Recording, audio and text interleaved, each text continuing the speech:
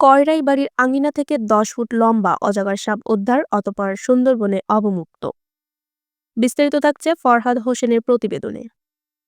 কয়রা উপজেলার মহারাজপুর ইউনিয়নের প্রতাপ সরণি মাধ্যমিক বিদ্যালয়ের পার্শ্ববর্তী এলাকার একটি গাছ হতে ১০ ফুট লম্বা একটি অজগর সাপ উদ্ধার করেছে বন বিভাগ।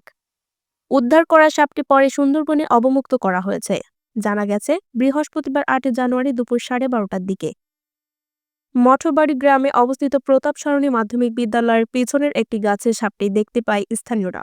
পরে তারা সুন্দরবন খুলনা রেঞ্জের কাশিয়াবাদ ফরেস্ট স্টেশনের বন রক্ষীদের খবর দেয়। খবর পেয়ে তাৎক্ষণিক ঘটনাস্থলে উপস্থিত হয়ে সাপটি উদ্ধার করা হয়। এ সময় বন বিভাগের স্টাফ, ভিটিআরটি ও সিপিজি সদস্যরা উপস্থিত ছিলেন। কাশিয়াবাদ স্টেশন কর্মকর্তা মোহাম্মদ নাসির উদ্দিন বলেন, উদ্ধারকৃত অজগর সাপটি বনরক্ষী ও বিটিআরটি সদস্যসহ গণ্যমান্য ব্যক্তিবর্গের উপস্থিতিতে সুন্দরবনে বুষ্টুমখালী খালের সুন্দরবনে অবমুক্ত করা হয়েছে। আরও বিস্তারিত জানতে চোখ রাখুন জাতীয় দৈনিক অভয়নগর পত্রিকায়।